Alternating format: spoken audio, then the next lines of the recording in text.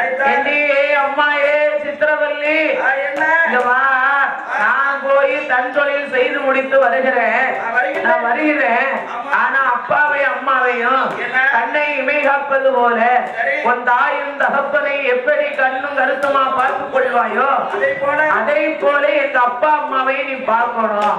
அவர்கள் கண்ணு தெரியாதவர்கள். என்னை இவ்வளவு பெருசு வளர்த்து வாலிபமாக்கி இவ்வளவு உயரத்துக்கு வளர்ந்து இவ்வளவு வச்சிருக்காங்கன்னு சொன்னா அதுக்கு எங்க அம்மாவும் அப்பாவும் அம்மா காரணம். அப்பாவையும் அம்மாவையும் ஒரு பொழுதும் கண்கலங்க விடாம பார்த்துக் கொள்ள வேண்டும் என்று குருபுத்திர பாலகன் தன் தொழில் செய்ய போய் சென்று விட்டார். தன் தொழில் செய்ய சென்ற போது தாத்தா இந்த சித்திரவல்லி தாயும் தகப்பனை பார்ப்பது போல நளின முகாரிசி நகிலக்கண்ணி பெண்கொடியால அவருக்கு என்ன விதமாகவே பார்த்து வருகிறார் தெரியுமா? கண்ணை இமை காப்பதை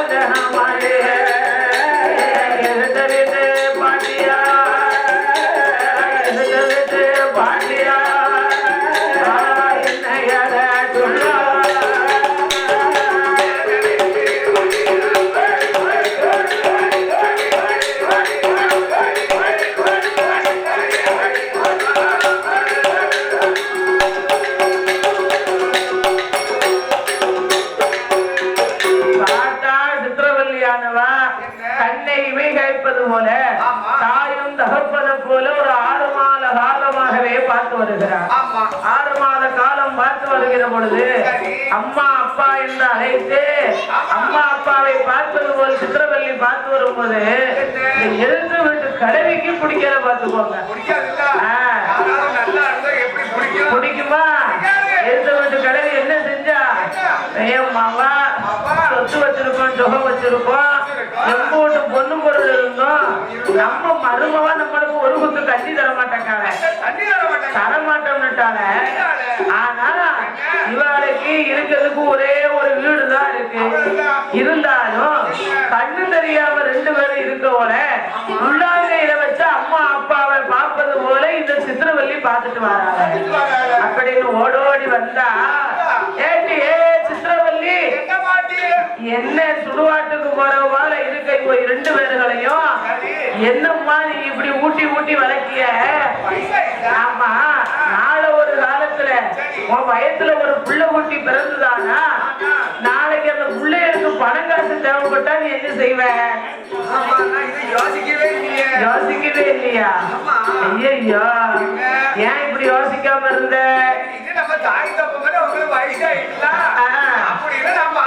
இதுல உயிரோட இருந்து நம்ம என்னத்தமா உண்டாக்க போது கால காலத்துல போய் அனுப்பி வைங்க. அப்பதான் பார்த்தா இது ஒரு நல்ல யோசனையா இருக்கு.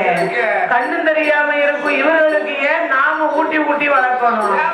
நம்ம அப்பா அம்மாவை போல ஏன் இவங்களை பார்க்கணும் என்று மனதில் எண்ணிக்கொண்டு அப்பதான் சித்திரவல்லி மனசுல இருந்ததா இனி இவர்களை காலகாலத்துக்கு நம்ம உயிரோட வச்சிருந்தோம்னா நம்ம வாழ்க்கைக்கு இடைஞ்சல் வந்து சேர்ந்தோம். அதனால வேளாண் வீதியிலே சென்று இருநெட்டுப்பான செய்ய வேண்டும் என்று அவன் இங்கே வருகிறார் தெரியுமா? தாமே வேளாளோட வேதிக்கு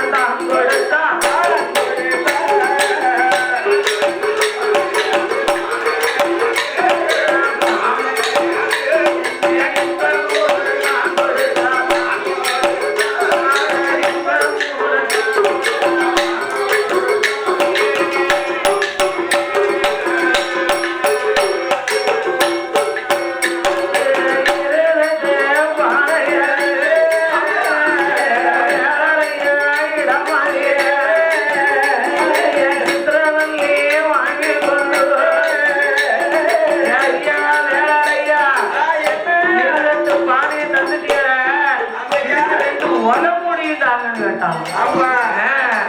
கொலமுடியும் வாங்கி கொண்டு அவ வருகிறாள் தன்னுடைய அரண்மனையிலே வந்து அந்த ஒரு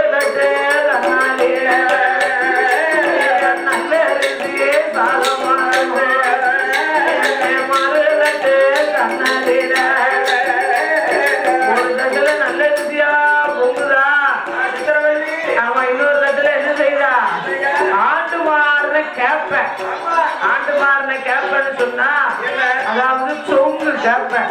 அது உள்ள ஒண்ணுமே இருக்காது பார்த்துக்கோ. அம்பூட்டி எறும்பு அரிசி மாவெல்லாம் எடுத்துட்டு அந்த தொலியா மட்டும் இருக்குமா.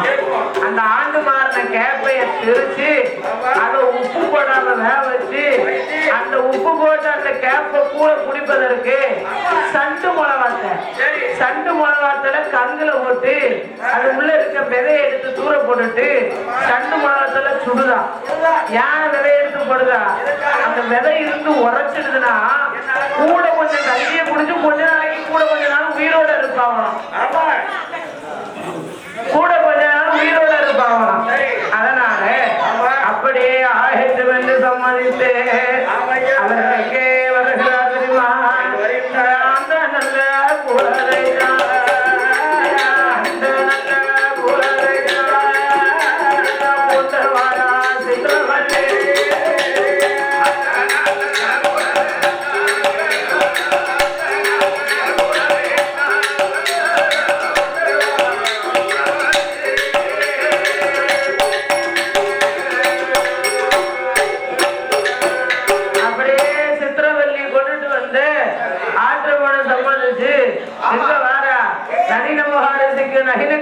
கொடுக்க அத்தை நம்ம நாட்டுல பஞ்சம் வந்து சேர்ந்து விட்டது. பஞ்சம் வந்த காரணத்தினால நாமளுக்கு இந்த கூழ் தான் நாங்களும் சாப்பிடுவோம். ஆற்று மனு சம்மதிச்சா அப்ப பார்த்தா ஆயிரத்தி சம்மதித்து குருபுத்திர பாலக மனசுல என்னதான் தாயும் தகப்பனை வச்சு சாதாரணி எம்பூட்டு நாளாச்சு. அதனால இன்னைக்கு சுக்கரவார விரதம் கடைசி வெள்ளிக்கிழமை. இந்த சுக்கரவார விரதத்துல அம்மாவையும் அப்பாவையும் வச்சு சாதம் மருந்த வேணும் வந்து அடியே சித்திரவல்லி சீக்கிரம் பொங்கி பறிச்சு எது வை நான் கைகால சுத்தம் பண்ணி தலைவாழை இலையறுத்து வருகிறேன் என்று அப்படி பார்த்தான். குருபுத்திர பாலகன் சென்ற போது பொங்கனா பொறிச்சா அப்படி தலைவாழை இலை அறுத்து குருபுத்திர பாலகன் வந்து தாயும் தகப்பனையும் அழைத்தார். இவ கூட இருந்து சாப்பிட்டா நம்ம கூட்டு வெளுத்து போவோம் அப்படின்னு மனசுல எண்ணி கல்யாண பட்டு சேலையை உடுத்துனா செப்பு குடத்தை எடுத்து இடுப்புல இருக்குனா தண்ணிக்கு சென்று விட்டால் சித்திரவல்லி.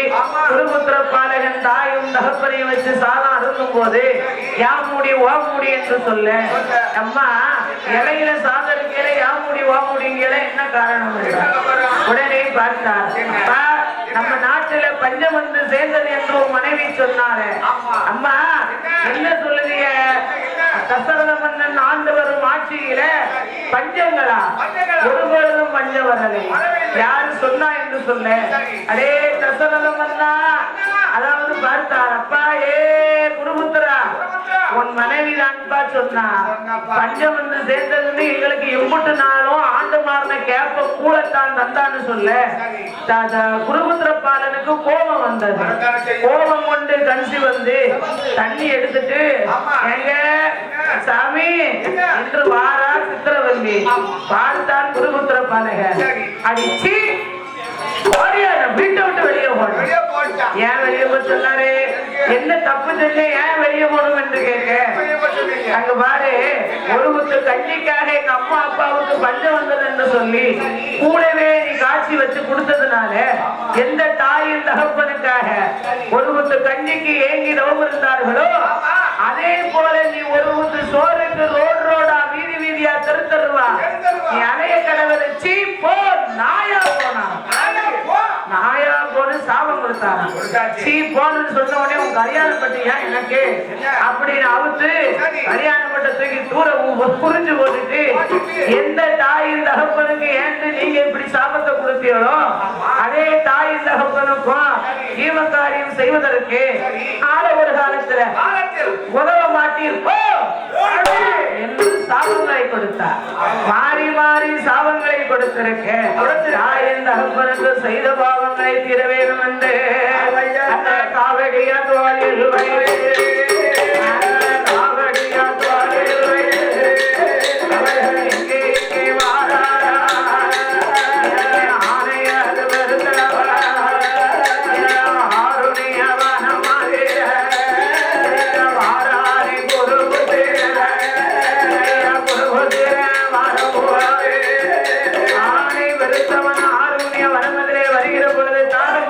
தண்ணீர் எடுக்க போனா தண்ணீர் சொரக்குடுகையிலே குடு குடு குடு என்று போல பார்த்தார் தசரத மன்னர்.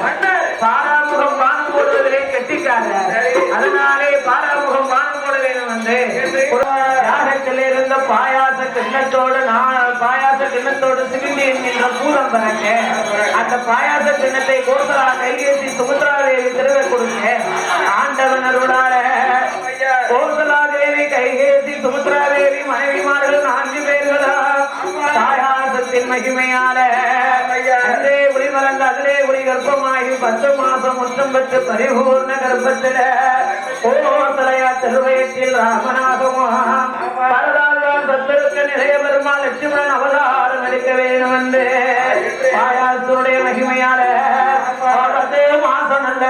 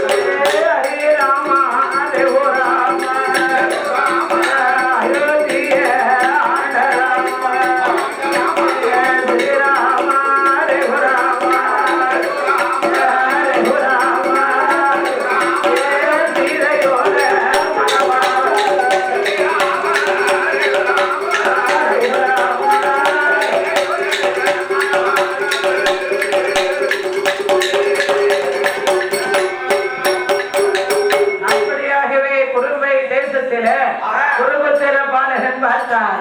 தோளிலே காவடியாக எடுத்துக்கொண்டு அவர் எங்கே வருகிறார்? ஆனை பெருத்தவனும் ஆரூணிய வனமதற்கே வருகிறார். ஆரூணிய வனமதிலே வருகிற பொழுது அந்த நளினமாரசியும் அகிலக்கண்ணி வெண்கொடியாலும் மனசுல என்ன நினைக்கிறாங்க? அப்பா ஏ குருபுத்திரா, இவ்வளவு தூரம் வந்தது எனக்கு தாகமா இருக்கேனா? அப்ப தாகம் தீர்க்க வேணுமே. ஆனா ஏகப்பட்ட மிருகங்கள் நடமாடும் வனமாச்ச, இதுல அப்பாவும் அம்மாவையும் கீழே விட்டோம்னு சொன்னா ஏதாவது ஒரு மிருகம் வந்து அடிச்சு சாப்பிட்டாலும் சாப்பிட்டு போயிடும் என்று கொண்டு வன்னி மரத்திலே கொண்டு வந்து காவடியை இறக்கி வைத்து விட்டோம். தாயின் தகப்பனுக்கும் தண்ணி போத வேணும் என்று அங்க ஒரு சொனை இருக்கிறது. அதுல யாமுனா ஒரு ஆணைக்காகவே ஒலியேற்றி அமர்ந்திருக்கிறார் தசரத மன்னன். ஒரு சொனையில போய் நம்ம தண்ணி போதணும்னா நாட்டுக்குள்ள எதுல நீ தண்ணி போதுவாங்க? தண்ணி குடிக்கிறவனா எப்படி போதிட்டு வர முடியும் என்ற மனதிலே எண்ணி சொர குடுகையை கையில எடுத்து இந்த சொர குடுகையில போய் நம்ம தண்ணி போதலாமே என்று இந்த சொனைக்கே வருகிறார். எந்த சொனைக்கு வராங்க? ஆணையை நடமாடக்கூடிய ஆணை அருந்தும் துணைக்கே வருகிறார். ஆணை அருந்தும் துணையில வந்து அந்த குடுகையில தண்ணியை போட்டாங்க பாருங்க. சத்தம் கேட்டது. குடு குடு என்று சத்தம் கேட்ட உடனே தசரத மன்னன் பார்த்தார். ஆஹா, ஆனா வந்துருச்சு போலுக்க என்று மனமதிலே எண்ணி தசரத மன்னன்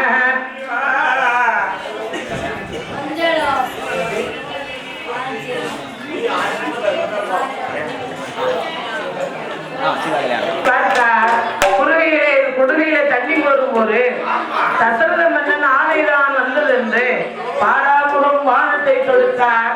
அம்பு ஏற்றினார். அப்படி ஆணை என்று அம்பை விட்ட போது அம்பானது எங்கு வருகிறது?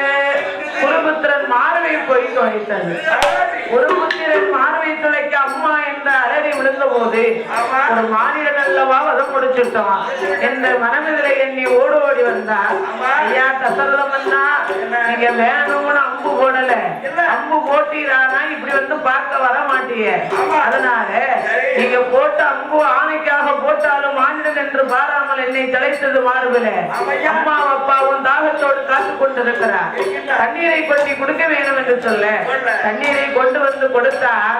அப்பா குருபுத்திரா, ஏன் இவ்வளவு நேரம் என்று சொல்ல, அப்பா வந்திருப்பது அம்மா உங்கள் மகன் குருபுத்திரன் அல்ல, அயோத்தி மாபுரியை ஆழ்ந்து வரக்கூடிய அரச மன்னன் தசரத மன்னன் என்று சொல்ல, தசரத மன்னா உங்க கையால தண்ணி குடிக்க நாங்க புண்ணியம் செஞ்சிருக்கணுமே, அப்படின்னு மனதில் என் மகனை எங்கே என்று சொல்ல, மகனும் அம்பு கோட்டை மாண்டு மடித்தார் என்று சொன்ன போது உடனே பார்த்தார் குருபுத்திர பாலகர்.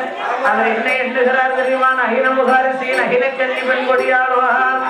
எத்தனை உள்ள பிறந்தாலும் சரி, நாளொரு காலத்துல உங்களுக்கு ஒரு குழந்தை கூட உதவாது என்று சாபங்களை கொடுத்தார். நம்ம முதியோர்கள் வாயினாலே எத்தனை புள்ள பிறந்தாலும் சரின்னு சொல்லிட்டாங்களே என்று இந்த குழந்தை வதை முடித்ததோட குருபுத்திரனை வதை முடித்துவிட்டு ஆணைக்கு பதிலாக மானிடனை வதை முடித்து விட்டோம். அவர் எங்கே வருகிறார் தெரியுமா? வசிஷ்ட மகாமுனியிடத்திலே சொல்ல வசிஷ்ட மகாமுனியும் பரவாயில்லை என்று காமஸ்தியாகத்தை வளர்க்க வேண்டும் என்று மனமதில் எண்ணி 1000 வேதியர்களை வரவழைத்து அதுக்கு அதிபதியாகப்பட்டவர் கலைக்கோட்டு மகரிஷி. கலைக்கோட்டு மகரிஷிக்கு வந்து கொம்பு முளைச்சதுனால அவர் யாரையுமே மதிக்க மாட்டார். நடன பெண்களை வரவழைத்து அவருக்கு வேண்டிய விஷயங்களை சொல்லி அவரை அழைத்து கொண்டு வந்து கலைக்கோட்டு மகரிஷியின் தலைமையிலே யாகமதை வளர்த்து வருகிறார். யாகமது வளரும் போது என்கின்ற பூதம் பிறக்க பாயாச கிண்ணத்தை கொண்டு வந்து கலைக்கோட்டு மகரிஷி இடத்திலே கொடுத்தார். கலைக்கோட்டு மகரிஷி வாங்கி வசிஷ்டரிடத்தில் கொடுத்தார். வசிஷ்ட மாமுனிவர் வாங்கி தசரத மன்னன் இடத்திலே கொடுத்தார்.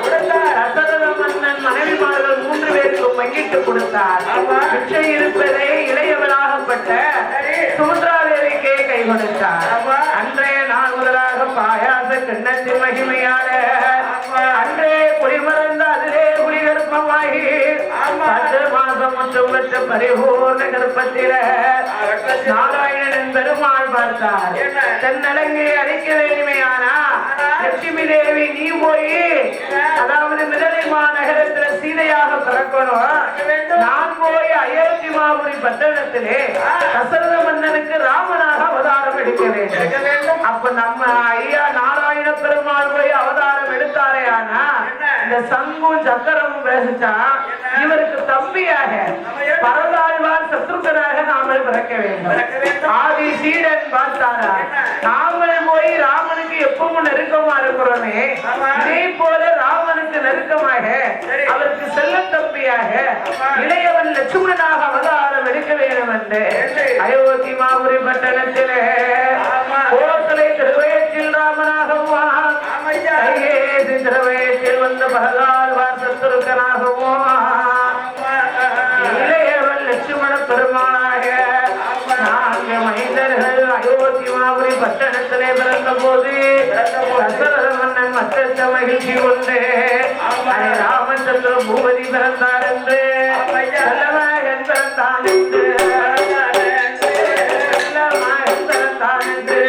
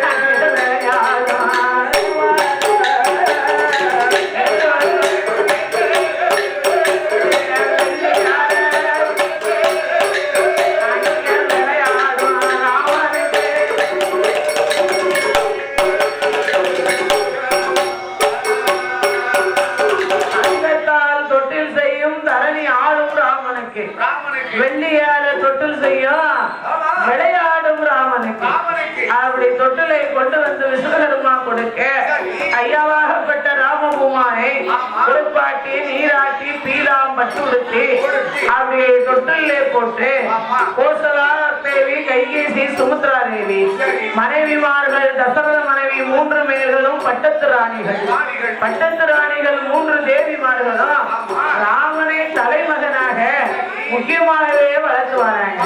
தொட்டிலே போட்டு தாடா வரங்களை கொடுத்து வளர்த்து வரக்கூடிய நாளையில ஒரு நாள தனமதில ஹரிராமச்சந்திர பூபதி எப்படி வளர்ந்து வருகிறார் தெரியுமா?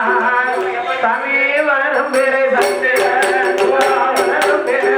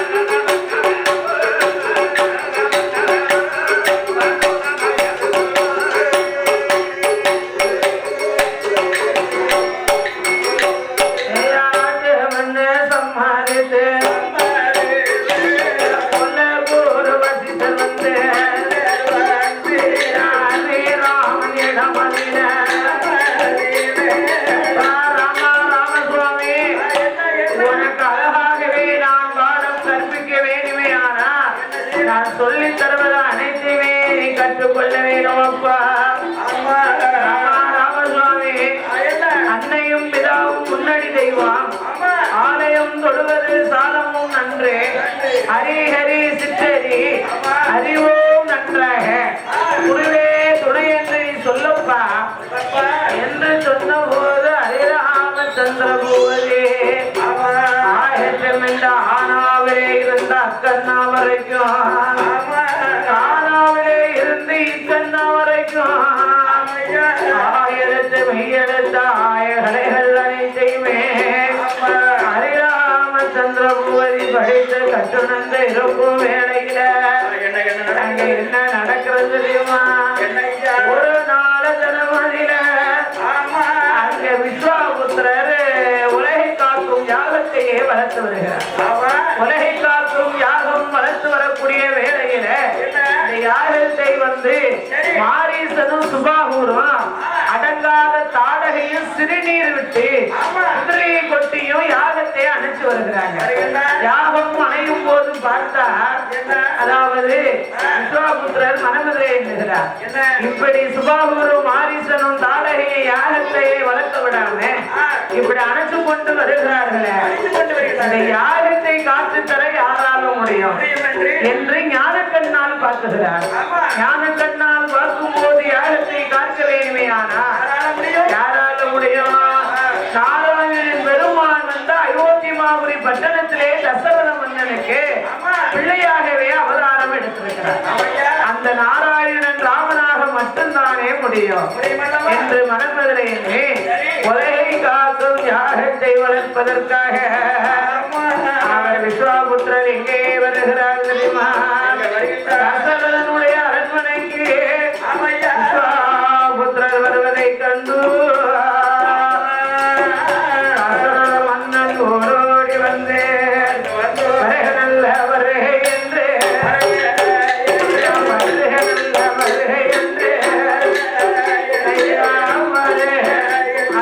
வரவேற்பு தான் கொடுத்தார்.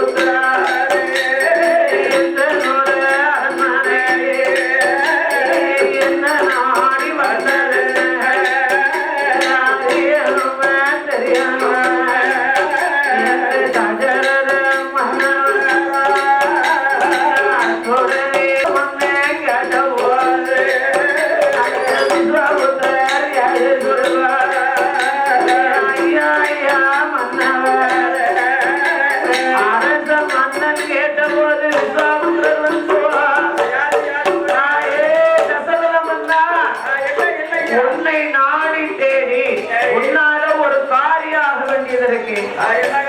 அதனால தான் உன்னை நாடி தேடி வந்தேன் என்று சொல்ல. ஐயா, என்னால உங்களுக்கு ஒரு காரியம் ஆக வேண்டுமே, ஆனால் அதுக்கு நான் பெரிய புண்ணியம் செய்திருக்கிறேன். என்ன பாக்கியம் செய்திருந்தால் என்னை நாடி என்னை தேடி நீங்கள் ஒரு விஸ்வாபுத்திர மாமுனியா இருந்தாலும் என்னை நாடி வந்த காரணம் என்ன? அறிய வேணும், தெரிய வேணும் என்று சொல்ல உடனே பார்த்தார். அப்பா தசரத மன்னா, உலகை காக்கும் யாகத்தை நான் வளர்த்து வருகிறேன். வளர்த்து வருகிறவரது அங்கே மாரீசனும் சுபாகூரும் அடங்காத தாளகையும் திருநீர் விட்டு யாகத்தை அணைத்து வராங்க. அந்த யாகத்தை காப்பதற்கு உன்னை தேடி வந்தேன் என்றார். ஐயா விஸ்வாபுத்திரரே, ஆனப்படை அனுப்பட்டுமா, குதிரைப்படை அனுப்பட்டுமா, ஒட்டகப்படை அனுப்பட்டுமா, மற்றும் என்னிடம் இருக்குகின்ற அனைத்து சைனிகப்படையும் உங்களுக்கு நான் அனுப்புறேன். ஐயா, உங்களால ஒரு படையும் அனுப்ப முடியாத, அனுப்பவும் வேண்டாம். நீங்க வந்தாலும் அந்த யாகத்தை காத்து தர முடியாது. அப்ப என்ன நாடி வந்த காரணம் என்ன சுவாமி? அப்பா தசரதம் வந்தா இந்த யாகத்தை காத்து தர வேணுமே, ஆனா உன் மகனாகப்பட்ட ஹரிராமச்சந்திரனாக மட்டும்தான் முடியும் என்று சொல்ல. ஐயா தசரதம் வந்தா, என் மகன் ஹரிராமச்சந்திரன் அவர் சின்ன சேரே பாருங்க.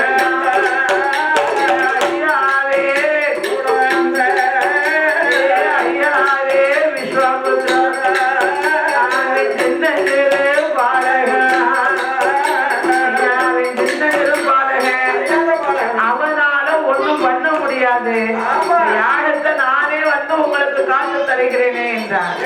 அப்பா தசரதா, அவனை சின்னஞ்சிறு பாலகன் என்று நீ என்ன வேணாமப்பா. அரே ராமனுடைய மகிமைகளே நானறிவே, நானறியோ அவருடைய மகிமைகள் ஊரு நாடு உலகம்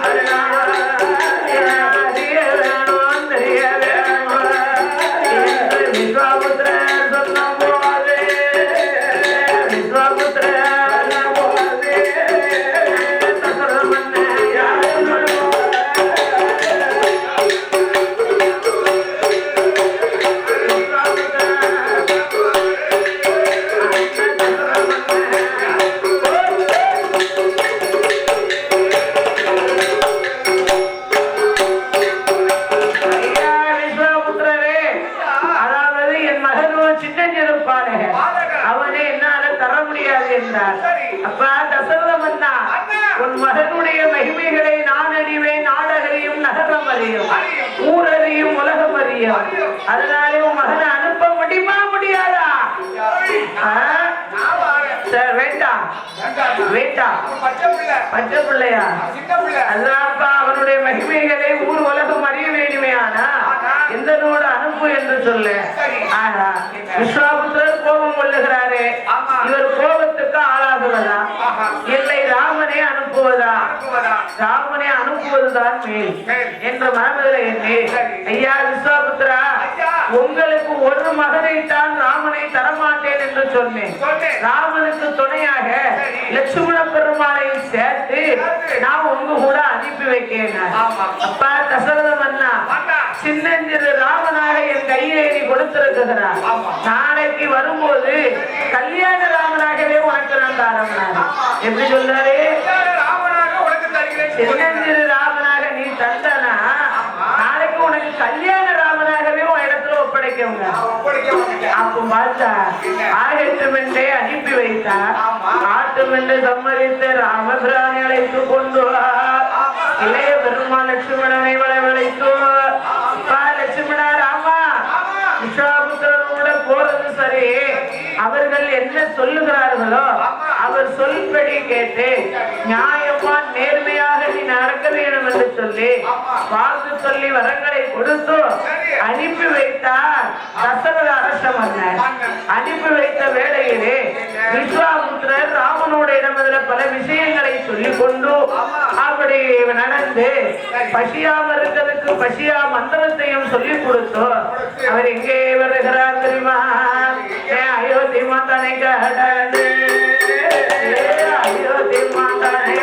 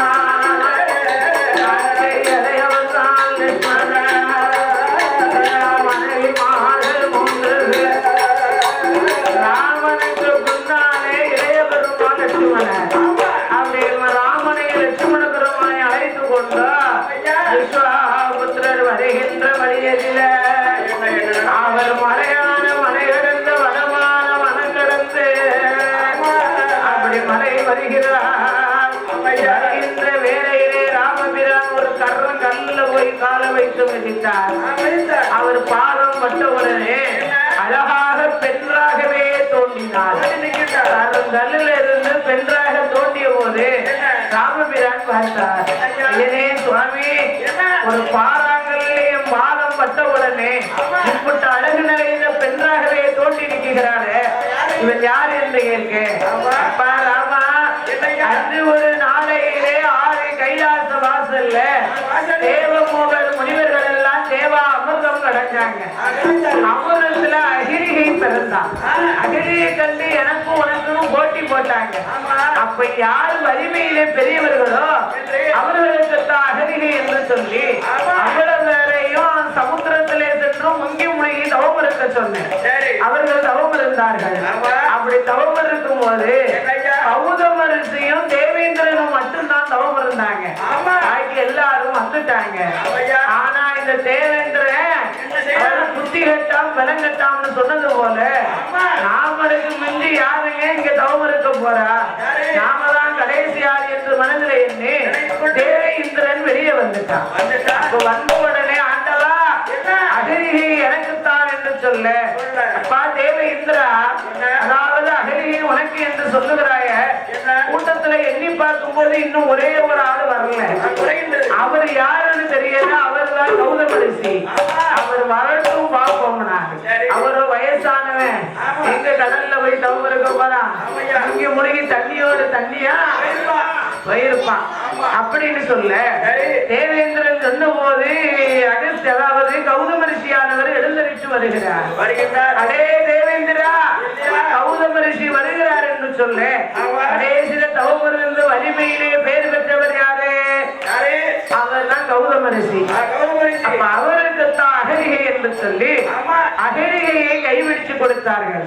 அகரிகை பெண்ணானவா தேவேந்திரனை பார்த்து, அடே இந்திரா, அதாவது 3.25 நாளைக்கு ஒன்னால தவம் இருக்க முடியலையே, முடிஞ்சு போச்சுன்னு 3.25 நாளைக்கு முன்ன எதிர்த்து வந்ததுனால ஒரு கிழவங்கிட்ட நீ தோத்து போனீங்க என்ற மனதில் எண்ணி அப்படி அகிலியானவள் இந்திரனை பார்த்து புண்ணையாகவே நகைத்து சிரிச்சான்.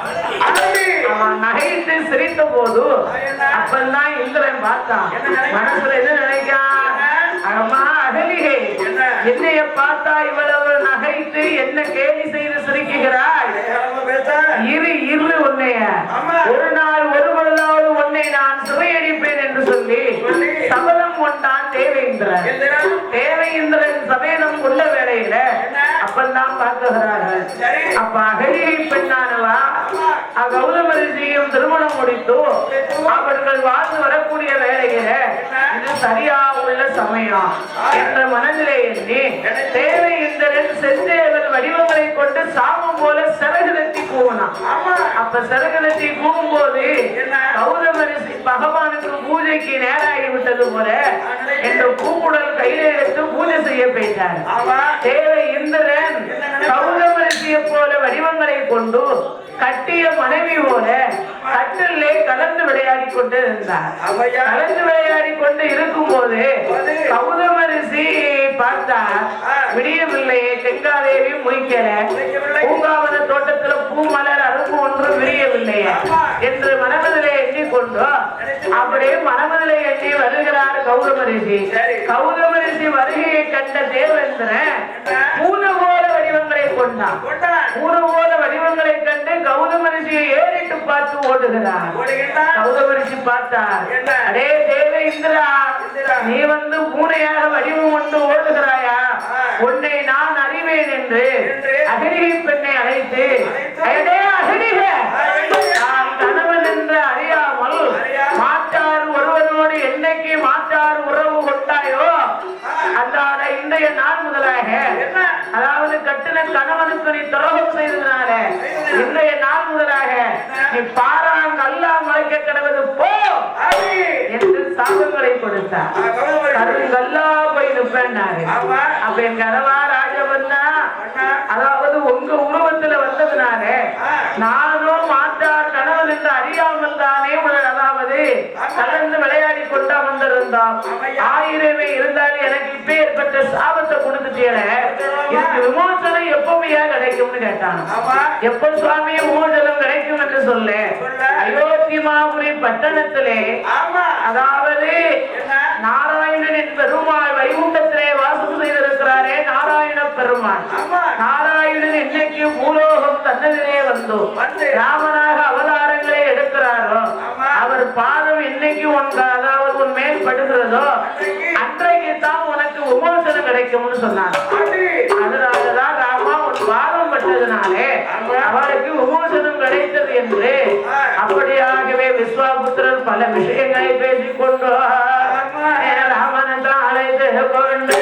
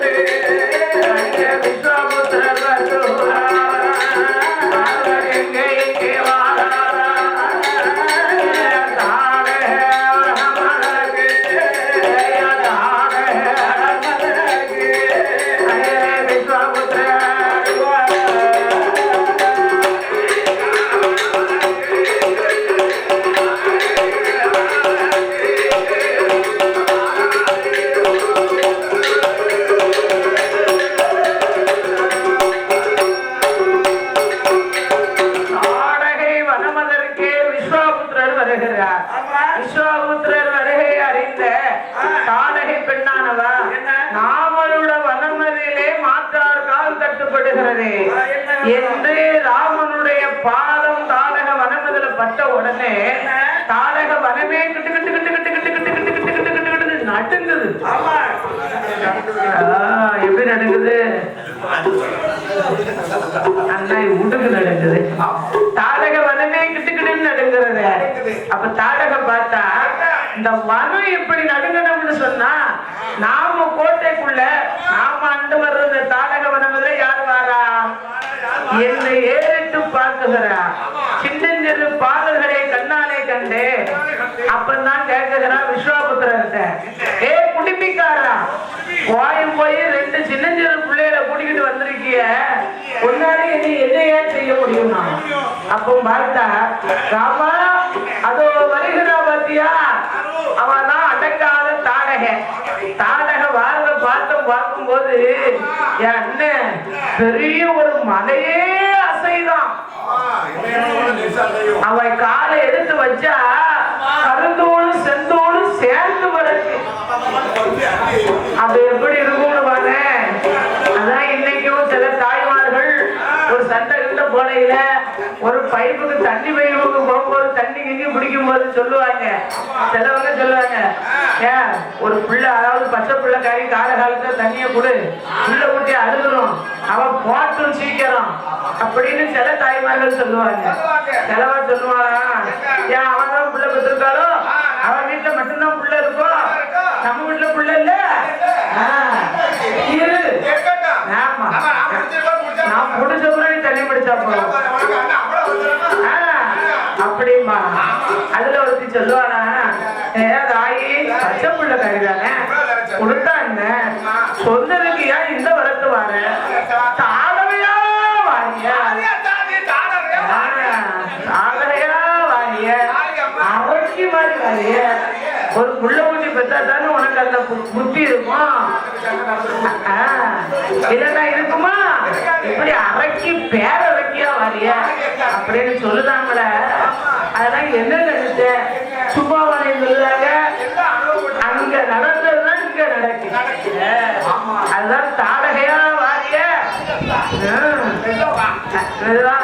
என் தம்பி வீட்லயும் ஒரு தாடகை இருக்கான், எப்பேற்பட்ட தாடகை. அவ எப்படி இருப்பா தெரியுமா, பர்வதம் மலை மாதிரி.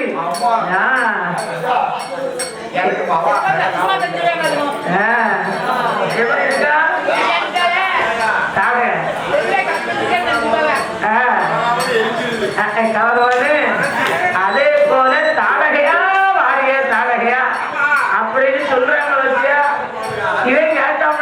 போனல ஏ சண்டாடி நான் வந்து 15 நாள் ஆச்சு நீ ஏன் தாடகையா என்கிட்ட வர அப்படியும் சண்டை ஓடலாம் அது போல அடங்காத தாடகை வருவதற்கே வந்தான் ஏ ராமா இவனை சின்னஞ்சிறு அதாவது பெண்ணு என்று எண்ண வேண்டாம் பொல்லாத பேரரக்கியப்பா இந்த அடங்காத தாடகை வர முடிக்க வேண்டும் என்று சொல்ல ஐயா நான் கற்ற கலையை போயும் போயும் ஒரு பெண்ணிடத்திலே காட்டுவதா ராமன் பார்த்தார் ஒரு பெண்ணிடத்துல போய் நாம் கற்ற கலையை காட்டலாமா ஒரு பொழுதும் காட்ட முடியாது ஏ ராமா இவர பெண்ணு என்று எண்ண வேண்டாம் அப்பா ஏ ராமா பெண்ணு என்று எண்ண வேண்டாம் பெண்ணு என்று எண்ண வேண்டாம்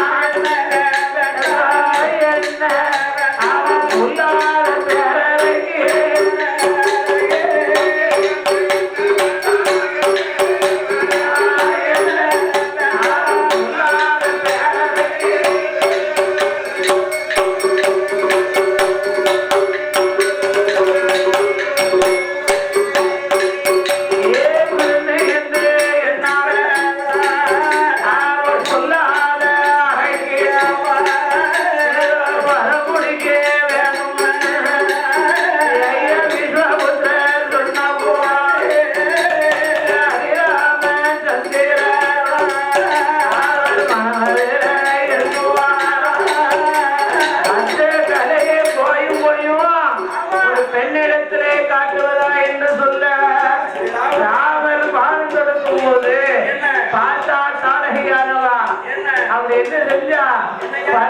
பரும்பரும் கல்லு மலைய உருட்டுதா சுட்டு வருது தூக்கி போடுறானே சுண்டு வருது தூக்கி போடுதா அவள் போடும் பாரம் கல்லுக்கு பதிலாக ராமர் போடும் பானம் அவர் பாறை கல்ல போய் துளைக்குகிறது இவ போட ராமர் பானம் போட அவ பெரிய பெரிய பாறாங்கல்ல உருட்டி உருட்டி உருட்டி உருட்டி உருட்டி உருட்டி விடுதா அவ உருட்டி உருட்டி விடும் போது ராமர் போட்ட பானமுத்துக்கு பதில் பானம் போட இந்த தாடகை நீ சும்மா விடலாமா ஒரு பொழுதும் சும்மா விடக்கூடாது தாடகை விட முடிக்க வேண்டும் என்று ஹரே ராமச்சந்திர